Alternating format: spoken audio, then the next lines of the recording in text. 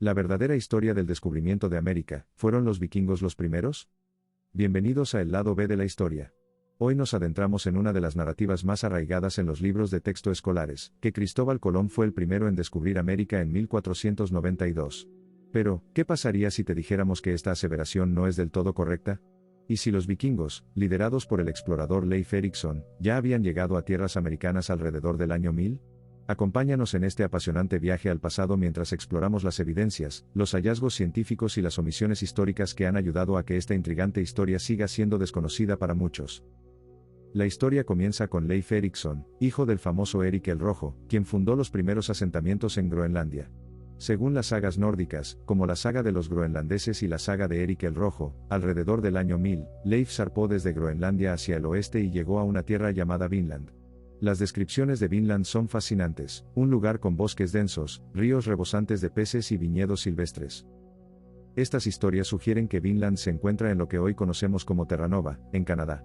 Aunque durante siglos estas narraciones fueron vistas como leyendas, los detalles proporcionados en la saga sobre la geografía y los recursos naturales indicaban que algo de verdad se escondía en sus palabras.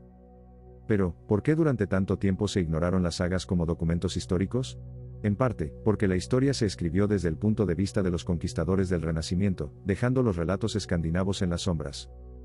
En 1960, la historia dio un giro sorprendente cuando los arqueólogos Helge y Anningstad descubrieron un asentamiento en Lance Aux Meadows, en Terranova, Canadá. Este sitio contenía estructuras de madera, talleres y herramientas que los investigadores lograron vincular a la cultura vikinga. Entre los hallazgos más notables se encontraron restos de clavos y piezas de hierro fabricadas con técnicas propias de los escandinavos.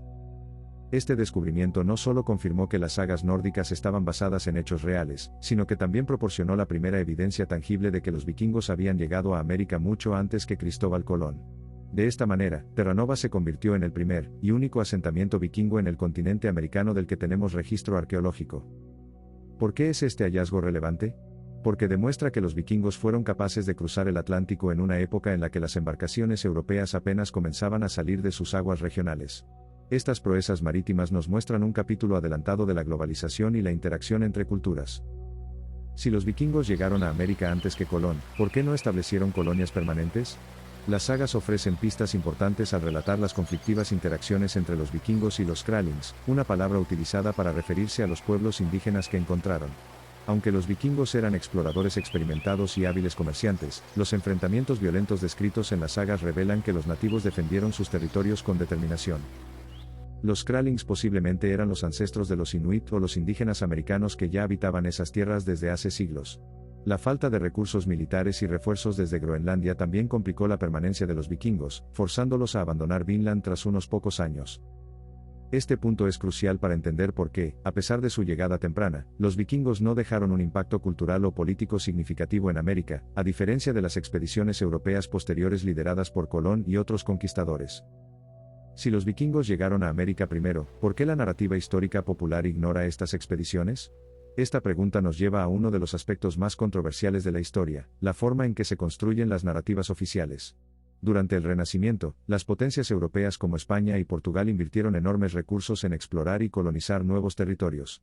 La figura de Cristóbal Colón, respaldada por el Reino de Castilla, fue instrumentalizada para justificar la apropiación y explotación de América. Algunos historiadores creen que los relatos de las exploraciones vikingas fueron ignorados deliberadamente, ya que no encajaban con la idea de que España había descubierto América para el Viejo Mundo. Además, gran parte de las sagas nórdicas permanecieron aisladas en Escandinavia, lejos del alcance de los cronistas europeos. Por esto, los viajes de Leif Erikson no recibieron el reconocimiento inmediato que merecían. El concepto de descubrimiento de América por Colón es una construcción histórica que, aunque reconocida como inexacta, ha sido difícil de erradicar debido a siglos de enseñanza y reproducción cultural. La historia no está escrita en piedra, evoluciona a medida que se descubren nuevas evidencias y se reexaminan los relatos pasados.